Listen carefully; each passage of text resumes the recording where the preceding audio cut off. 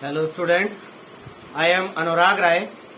In this video, I am going to explain the remaining part of chapter 3 from your English Literature Flamingo NCERT class 12th. The name of the chapter is Deep Water, written by William Douglas. In the first part of this chapter, I have already explained about half of the chapter. तो पिछले part में मैं ये समझा चुका था, हमने ये पढ़ा था कि लेखक जो है वो कहता है कि मैं लगभग स्विमिंग पूल में डूबने की कगार पर पहुंच चुका था। उससे आगे जो है लेखक हमें बताता है। तो रीडिंग यहां से स्टार्ट होती है। And then strangely there was light, और फिर बड़े ही विचित्र तरीके से रोशनी हो गई, प्रकाश उजाला हो गया। I was coming out of the awful yellow water, मैं उस भयानक पीले पानी से बाहर आ रहा था। एटलीस्ट माई आईज वर, कम से कम मेरी आंखें तो आ ही रही थी। My nose was almost two out, और मेरी नाक भी लगभग पानी से बाहर आ चुकी थी। Then I started down a third time, लेकिन लेखक कहता है कि जब आंखें और नाक पानी से बाहर आया तो मैंने फिर तीसरी बार एक और बार गोता लगाया। पानी ने उसे फिर तीसरी बार खींच लिया नीचे को। I sucked for air and got water, लेखक बोलता है कि मैंने अपने मुंह से हवा खींचकर, सांस लेने के लिए हवा खींची, लेकिन सांस तो गई नहीं बल्कि पानी अंदर चला गया। The yellowish light was going out, और वो पीली लाइट जो है वो धीरे धीरे हट रही थी। देन ऑल एफर्ट सीज्ड, फिर सारे प्रयास जो है वो रुक गए, बंद हो गए। आई रिलैक्स्ड, मैंने एकदम शांत महसूस किया, आराम महसूस किया। Even my legs felt limp, मेरे पैरों में भी थोड़ा लंगड़ापन, कमजोरी और लंगड़ापन महसूस हो रहा था। And a blackness swept over my brain, और मेरे मस्तिष्क पर अंधेरा सा छा गया। I wiped out fear, it wiped out fear, it wiped out terror, और लेखक कहता है कि वो जो अनुभूति मुझे हो रही थी उसने डर को हटा डाला, उसने मन के आतंक को निकाल दिया। There was no more panic, अब और भय नहीं था। It was quiet and peaceful, शांति और सुकून महसूस कर रहा था मैं। Nothing to be afraid of, किसी चीज से भय की मुझे अब भय वाली कोई चीज नहीं थी। This is nice to be drowsy, to go to sleep, no need to jump, too tired to jump. It's nice to be carried gently, to float along in space. Tender arms around me, tender arms like mother's, now I must go to sleep. फिर ऐसा कुछ हुआ, लेखक कहता है कि बड़ा ही अच्छा लग रहा था, सब कुछ बहुत अच्छा था। नींद सी आ रही थी, मेरे सिर पर नींद सी आ रही थी, मैं सो गया। अब मुझे छलांग लगाने की, पानी में ऊपर की तरफ जंप लगाने की जरूरत नहीं थी, और इतना ज्यादा थक चुका था कि ऊपर जंप भी नहीं लगा सकता था। और कहता है कि बड़े शांति से हल्के हाथों से बाहर निकाला जाना बड़ा ही अच्छा लगा, और खाली जगह में तैरते हुए, और लेखक कहता है कि बड़े ही कोमलता या नजाकत से भरे हाथ जो हैं मेरे चारों ओर थे।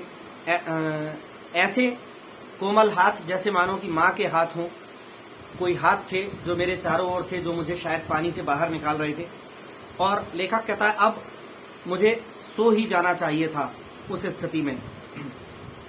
आई crossed to oblivion and the curtain of life fell, लेखक कहता है कि मैं भूलने की लिमिट जो है वो पार कर चुका था, और जीवन का पर्दा जो है वो लगभग गिर चुका था। द नेक्स्ट आई रिमेंबर, मतलब लेखक को ऐसा लगा कि शायद वो नहीं बचेगा। The next I remember I was lying on my stomach beside the pool vomiting. उसके बाद लेखक कहता है कि उससे आगे जो मुझे अगला कुछ जो याद आया, वो ये होश आया, ये याद आया कि मैं स्विमिंग पूल के पास पेट के बल लेटा हुआ हूं और उल्टियां कर रहा हूं। कि ऐसा उसे याद आया कि मैं पेट के बल स्विमिंग पूल के पास लेटा था और उल्टियां कर रहा था। The chap that through me in was saying but I was only fooling. और लेखक कहता है कि वो जो लड़का, वो गुंडे टाइप का लड़का जिसने मुझे उठाकर गहरे पानी में फेंक दिया था, वो ऐसा मुझे किसी से कहता हुआ प्रतीत हुआ कि बस मैं तो मजाक कर रहा था। वो पास में किसी से कह रहा था कि मैं तो मजाक कर रहा था। Someone said, "The kid nearly died. Be all right now. Let's carry him to the locker room." और किसी ने उससे कहा कि ये तो मजाक कर रहे थे, ये छोटा लड़का लगभग मरने की कगार पर आ गया था। अब लगभग अब सब ठीक है, चलो इसे लॉकर रूम में ले चलते हैं। Several hours later, I walked home. लेखक कहता है फिर कई घंटों बाद लेखक की जान बच गई। फिर वहां से वो स्विमिंग पूल से वो पैदल चलता अपने घर को आ गया। I was weak and trembling. मैं कमजोर था और कांप रहा था। आई शुक एंड क्राइड व्हेन आई ले ऑन माई बेड। लेखक कहता है कि जब मैं बिस्तर पर लेटा तो मैं डर के मारे हिल गया, कांप गया और रो रहा था मैं। I couldn't eat that night. उस रात मैं कुछ नहीं खा पाया। For days a haunting fear was in my heart. कई दिनों तक मेरे मन में एक बार बार डराने वाला भय आता रहा। द स्लाइटेस्ट एक्सर्शन अपसेट मी। कहता है कि हल्का सा भी श्रम, मैं थोड़ा सा भी चलूं फिरूं, हल्का सा भी श्रम जो है मुझे व्याकुल कर देता था। थोड़ा सा भी काम मैं करता तो मेरा शरीर व्याकुल हो जाता। Making me wobbly in the knees and sick to my stomach. और कहता है कि मेरे घुटने इतने कमजोर हो गए थे कि चलने में घुटने डांवाडोल होते थे, ऐसा लगता था कि लड़खड़ा कर गिर जाऊंगा। और पेट भी खराब हो गया था, पेट से उल्टियां सी उसे महसूस होती थी। I never went back to the pool. फिर मैं लौटकर उस पूल कभी नहीं गया। I feared water. मैं पानी से डरने लगा। I avoided it whenever I could. और कहता है कि जब भी ऐसा कोई मौका आता तो मैं पानी से बचता ही था, पानी को अवॉइड करने की कोशिश ही करता था। अब मैं पानी से डरने लगा था। A few years later when I came to know the waters of the Cascades I wanted to get into them. लेखक कहता है अब कुछ वर्ष बीत गए। कुछ वर्षों बाद जब मुझे कास्केड्स के झरने के बारे में पता चला तो मैं वहां उस झरने में जाना चाहता था, उस झरने के पानी को देखने, उसमें नहाने जाना चाहता था। And when ever I did, whether I was wedding the Titan और बम्पिंग रिवर और bathing in the bathing in the warm lake of the goat rocks, the terror that had seized me in the pool would come back. लेखक कहता है कि लेकिन जब कभी भी मैं ऐसा करता, चाहे मैं छलछलाती हुई किसी नदी में तैरने की कोशिश करता या फिर टाइटन जो है उसमें एक वो नदी या झील का नाम है कि उसमें पानी में अगर मैं चलने की कोशिश करता, या फिर और bathing in warm lake of the Goat Rocks, या फिर गोट रॉक्स की वार्म लेक, गर्म पानी की झील जिसमें थोड़ा पानी गर्म होता होगा, उसमें कभी नहाने की कोशिश करता, तो वो भय, वो आतंक जो उस पूल के एक्सपीरियंस से मेरे मन में बैठ गया था वो वापस लौट आता। जब कभी वो किसी नदी या झरने झील आदि में जाता तो वही स्विमिंग पूल वाला जो भय उसके मन में बैठा था वो पानी में घुसते ही वापस उसके सिर पर सवार हो जाता था। It would take possession of me completely. वो आतंक, वो भय पूरी तरह से मुझ पर हावी हो चुका था। My legs would become paralysed. Icy horror would grab my heart. लेखक कहता है कि मेरे पैर जो हैं वो निस्सहाय हो गए थे और एक बिल्कुल मान के चलो जैसा कोई बर्फीला डर या आतंक जो है उसने मेरे हृदय को जकड़ लिया हो, जैसे ठंड से कोई चीज जकड़ जाती है वैसे। This handicap stayed with me as the years rolled by. लेखक कहता है जब वर्ष गुजरते गए तो धीरे धीरे ये जो बाधा या ये जो अवरोध था, ये कठिनाई जो थी पानी से डर की, वो मेरे साथ बनी रही। In canoes on Maine lakes fishing for landlocked salmon, bass fishing in the New Hampshire, trout fishing on the Deschutes and Metolius in Oregon, fishing for salmon on the Columbia, at Bumping Lake in the Cascades. Wherever I went, the haunting fear of the water followed me. लेखक कहता है कि इन canoes on Maine lakes, कहता है कि United states of America में main एक राज्य है, वहां की झीलों में डोंगी पे सवारी अगर मैं करता कभी, या फिर जमीन से घिरे हुए पानी का ऐसा जगह जहां आसपास जमीनों से घिरा हुआ हो, सैमन मछली की फिशिंग अगर करता या बास मछली की फिशिंग अगर मैं करता न्यू हैम्पशायर में, या फिर डेसेचुएट्स और मेटोलियस यहाँ पर अगर मैं ट्राउट मछली को पकड़ने जाता, फिशिंग करने जाता, या फिर कोलंबिया में सैमन मछली को पकड़ने जाता, या फिर कास्केड्स की झीलों में अगर मैं डोंगी से या नाव से यात्रा करता, जहां कहीं भी मैं जाता, लेखक कहता है कि ये बार बार आते मंडराते रहने वाला जो भय था वो मेरे साथ ही बना रहता था। मतलब वो पानी के जिस भी क्षेत्र के पास जाता वो डर उसके साथ ही बना रहता था। It ruined my fishing trips, deprived me of the Joy of canoeing, boating and swimming.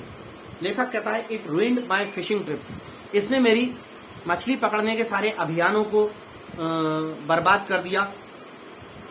डोंगी की सवारी करने, नाव की सवारी करने, नदी में झीलों में तैरने के मेरे जो खुशी या आनंद था उसको इसने भंग कर दिया था। इस भय ने, पानी का जो भय था, उसने लेखक की ये सारे एडवेंचर जो लेखक को पसंद थे, नदी में नहाना, झील में नहाना, बोट में या नदी में झील में फिशिंग करना, इन सबको उस भय ने खत्म कर दिया था। I used every way I knew to overcome this fear but it held me firmly in its grip. लेखक कहता है कि इस भय पर विजय प्राप्त करने के लिए जो कोई भी तरीका मैं जानता था वो मैंने प्रयोग किया, लेकिन इस भय ने मुझे बड़ी मजबूती से अपने पाश में जकड़ रखा था। Finally 1 October I decided to get an instructor and learn to swim. अंततः एक बार अक्टूबर में मैंने स्विमिंग का कोई इंस्ट्रक्टर, टीचर, कोच रखने का निर्णय लिया और कोच की मदद से सीखने का तय किया। I went to a pool and practised 5 days a week, an hour each day। लेखक कहता है कि मैं वापस पूल पर जाने लगा और वो ट्रेनर जो था, कोच जो था, उसके मार्गदर्शन में सप्ताह में 5 घंटे 5 दिन, सप्ताह में 5 दिन प्रतिदिन 1-1 घंटे स्विमिंग की ट्रेनिंग लेने लगा उस कोच की मदद से। The instructor put a belt around me, a rope attached to the belt went through a pulley that ran on an overhead cable. He held on to the end of the rope and we went back and forth across the pool, hour after hour, day after day, week after week. लेखक कह रहा है कि instructor ने क्या किया कि मेरे कमर पर एक रस्सी बांधी, उस रस्सी को जो है स्विमिंग पूल के ऊपर एक मोटी केबल बांधी थी इंस्ट्रक्टर ने। पानी से कुछ 1-8 फुट ऊपर एक मोटी सी केबल बांधी थी और केबल पर एक गोल घूमने वाली घिर्री पुली वो लगा दी थी।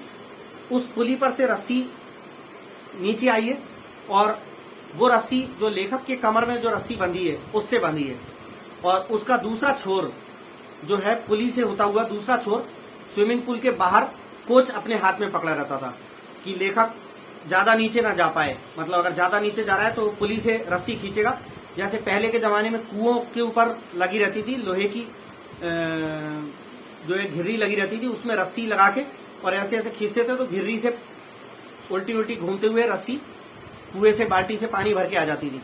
तो इस टाइप की पुली से वो और कैसे तैरता था, स्विमिंग पूल में एक जगह तैरने के लिए उतरा और दूसरी तरफ दूसरे छोर पर जाता था, साथ में उसके कमर पर रस्सी बंधी रहती थी और रस्सी ऊपर जाती थी, और ऊपर जो केबल है उसके ऊपर पुली में वो रस्सी लगी रहती थी और उसका एक छोर इंस्ट्रक्टर के हाथ में होता था, जिससे कि वो डूबे ना। अगर नीचे जाने लगे तो रस्सी खींच के उसको पानी से ऊपर निकाल सकता था। इस तरह से वो स्विमिंग पूल में आगे जाता तैरता हुआ, फिर पीछे आता, आगे जाता पीछे आता। दिन गुजरते गए, सप्ताह गुजरते गए। इस तरह लेखक जो है लगातार प्रैक्टिस करने लगा इंस्ट्रक्टर की देखरेख में। On each trip across the pool a bit of the panic seized me. कहता है कि पूल में हर एक ट्रिप में जो हर बार तैरता हुआ जाता तो रस्सी से बंधे हुए होने के बावजूद भी, इंस्ट्रक्टर के बाहर होने के बावजूद भी, कहता है कि हर बार जब मैं पानी में जाता तो एक भय जो है मेरे अंदर मुझे जकड़ लेता था, क्योंकि वो भय उसके मन में बैठ गया था जो कि हट नहीं पा रहा था। आगे लेखक कहता है कि each time the instructor relaxed his hold on the rope and I went under, some of the old terror returned and my legs froze. कहता है कि इंस्ट्रक्टर जो है, स्विमिंग कोच जो है, हर बार रस्सी को थोड़ी सी ढील देता था तो लेखक पानी में नीचे को चला जाता था, और जैसे ही नीचे जाता था तो उसका वही पुराना भय वापस लौट के आ जाता था, और उस भय के कारण उसकी टांगे जो है एकदम अकड़ जाती थी, हिलती नहीं थी। It was 3 months before the tension back to slack. अब लेखक कहता है कि लेकिन ऐसे नियमित अभ्यास करते करते रोज रोज 3 महीने गुजर गए थे, और अब थोड़ा सा टेंशन जो है धीमा होने लगा, कम होने लगा। Then he taught me to put my face under water and exhale and to raise my nose and inhale.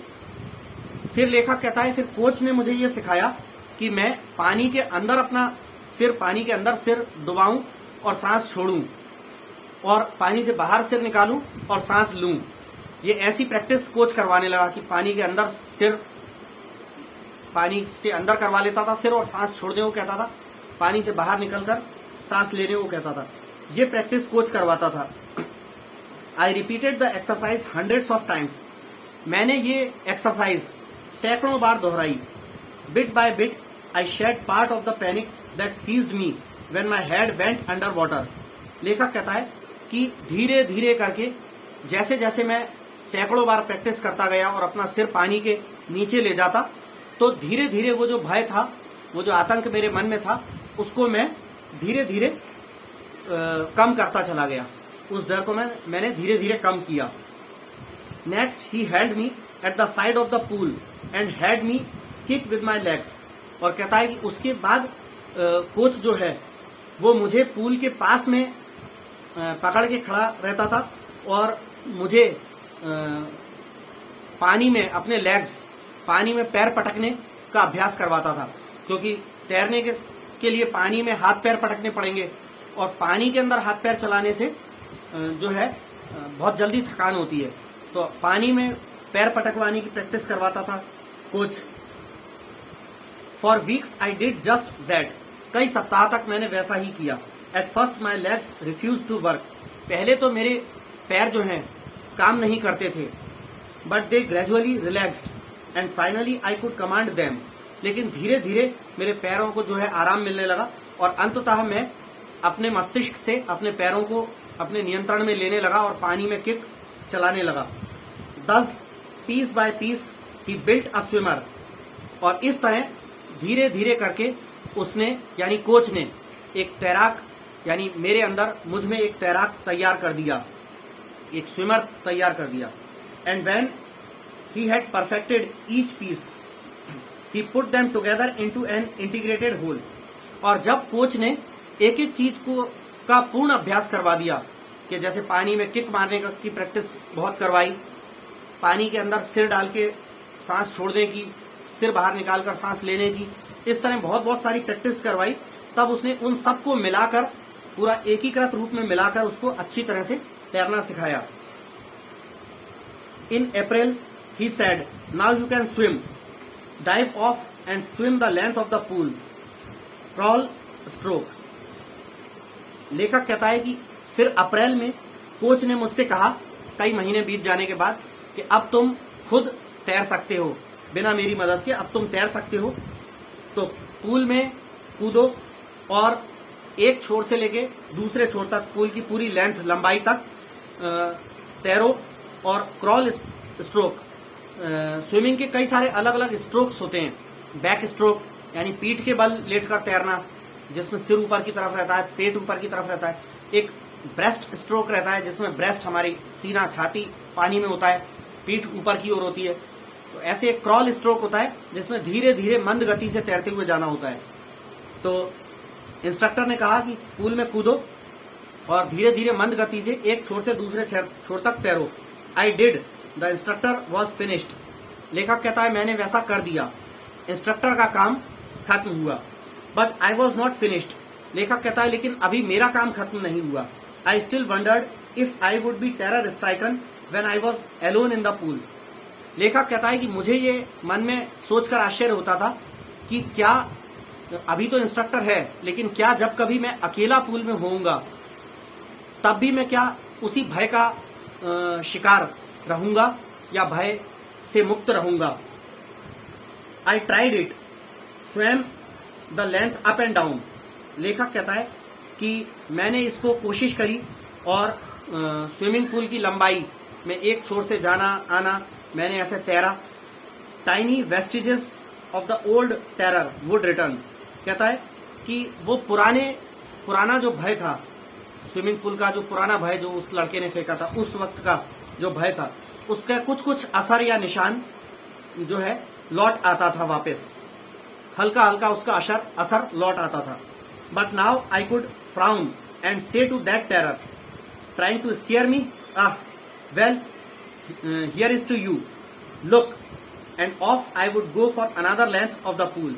लेकिन लेखक कहता है कि अब चूंकि डर मेरे मन से धीरे धीरे थोड़ा थोड़ा निकल रहा था, तो अगर वो पुराना भय लौट के आता भी था तो मैं गुस्से से भ्रकुटियां ताने उस भय से, अपने मन में ही उस भय से कहता था, उस आतंक से कहता था कि अच्छा मुझे डराने की कोशिश कर रहे हो, लो ये तुम्हारे लिए है, देखो जरा। और मैं उस अज्ञात भय को फिर से स्विमिंग पूल की लंबाई में एक तरफ से जाकर, तैरते हुए जाकर आकर दिखाता था, और उस अज्ञात भय को लेखक अपने ही मन में दिलासा देकर हटाने की कोशिश करता था। खुद अपने आप को ही तैर के दिखाता और ऐसा महसूस करता था कि मैंने अपने उस भय को जवाब दिया कि देखो अब तुम मुझे नहीं डरा पाओगे, अब मैं तैर सकता हूँ, मुझे तैरते हुए देखो। तो ऐसे लेखक अपने उसी अज्ञात भय को, अपने ही मन के अज्ञात भय को खुद तैर कर दिखाता था और उसको बताता था, जवाब देता था कि अब मैं तुमसे नहीं डरूंगा। दिस वेंट ऑन अंटिल जुलाई। लेखक कहता है ये जुलाई तक चलता रहा। But I was still not satisfied. लेकिन मैं अब भी पूरी तरह संतुष्ट नहीं था। I was not sure that all the terror had left. मैं आश्वस्त नहीं था कि पूरी तरह से डर मेरे मन से जा चुका है। So I went to Lake Wentworth in New Hampshire, dived off a dock at Triggs Island and swam 2 miles across the lake to Stamp Act Island. लेखक कहता है तो मैं अपने उस डर को जांचने के लिए कि वो पूरी तरह से निकला कि नहीं, मैं न्यू हैम्पशायर के वेंटवर्थ झील में गया। उस झील में मैंने एक जगह, एक प्लेटफॉर्म था, एक किनारा था, तट था, वहां से मैंने उसमें छलांग लगाई और वहां से लेके ट्रिग्स आइलैंड, उस झील में काफी दूर जाके 2 मील की दूरी तक, लेखक कहता है कि 2 मील की दूरी तक ट्रिग्स आइलैंड जो था, वो ट्रिग्स आइलैंड से उसने छलांग लगाई थी। और वहां ट्रिग्स आइलैंड से 2 मील की दूरी तक स्टैम्प एक्ट आइलैंड जो था, वहां तक लेखक कहता है कि मैं वहां तक मुझे तैरकर जाना था। 2 मील की दूरी पार करनी थी। आई swum the crawl, breast stroke, side stroke and back stroke. लेखक कहता है कि मैंने जब उस झील में तैरना शुरू किया तो जितनी स्विमिंग की स्टाइल्स हैं, मंद गति से सीने के बल तैरना, साइड स्ट्रोक यानी साइड शरीर के मतलब एक साइड किनारे से तैरना, या फिर पीठ के बल तैरना, ऐसे सभी स्टाइल्स में मैंने तैराकी करी। Only once did the terror return. केवल एक बार वो भय वापस, पुराना भय वापस लौट आया। When I was in the middle of the lake, I put my face under and saw nothing but bottomless water. कहता है कि वो कब लौट के आया? जब मैं झील में लगभग बीचों बीच आ चुका था, आधे रास्ते आ चुका था। मैंने अपना चेहरा पानी के नीचे घुसाया तो मुझे अंतहीन पानी ही पानी नजर आया, पानी के अलावा कुछ नजर नहीं आया। ठीक है। The old sensation returned in miniature. वो पुरानी जो सनसनी थी वो छोटी अवस्था में लौट के आ गई थी। I laughed and said, well Mister Terror, what do you think you can do to me? It fled and I swam on. लेकिन लेखक ने अपना मन पक्का किया और अपने उसी लौट के आए हुए भय से मन ही मन कहा, हंसते हुए, कि क्यों मिस्टर टेरर, श्रीमान डर, तुम मेरा क्या कर सकते हो, मेरा क्या बिगाड़ सकते हो?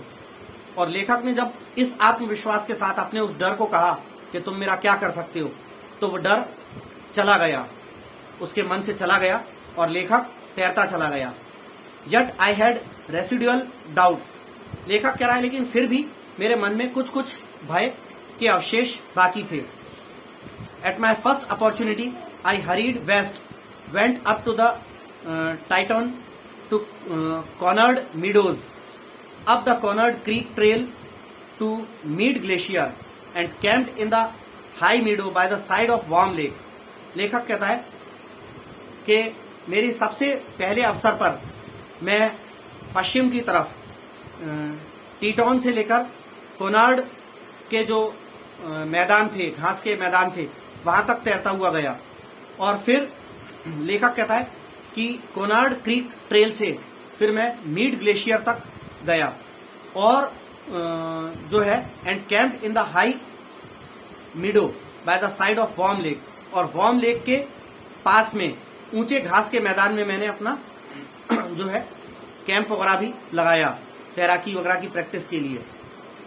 The next morning I stripped, dived into the lake and swam across to the other shore and back just as Doc Corpron used to do.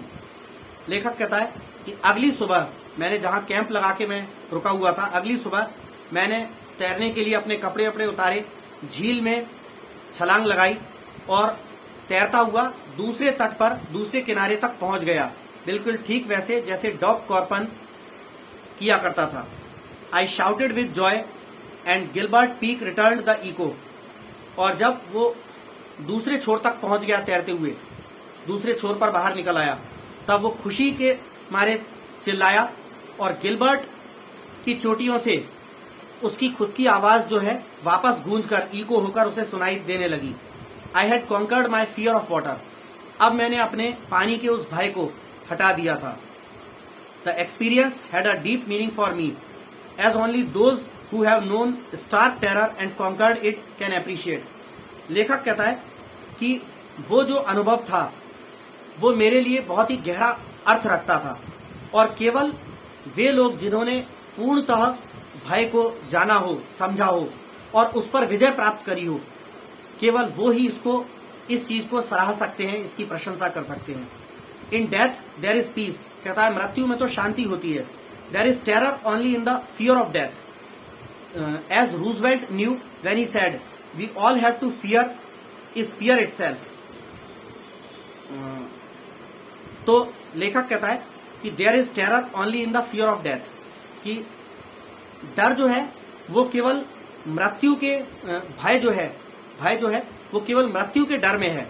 As Roosevelt knew when he said, जैसा कि राष्ट्रपति Roosevelt जानते थे और जब उन्होंने कहा था, कहते थे, all we have to fear is fear itself, कि हमें जो कुछ भी भय है वो सिर्फ अपने आप में भय ही है, हमें भय का ही भय है, ठीक है, कि हमें भय ना हो जाए, किसी प्रकार का डर ना हो जाए, तो डर का ही डर है हमें।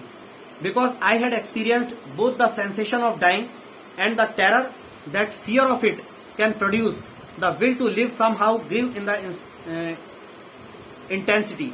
लेखक कहता है कि मैंने दोनों ही प्रकार के अनुभव किए थे, मृत्यु की संवेदना और निकट आती हुई मृत्यु का भय, ये मैंने महसूस किया था। And fear of it can produce, और मृत्यु निकट आती हुई जो भय, जो निकट आती हुई मृत्यु है उससे जो भय उत्पन्न होता है, इसे मैंने महसूस किया था। The will to live somehow grieve in intensity, और उस भय के अंदर भी किसी न किसी तरह जीवित बचने की इच्छा शक्ति, ये इसको भी मैंने महसूस किया है। At last I felt released, free to walk the trails and climb the peaks and to brush aside fear.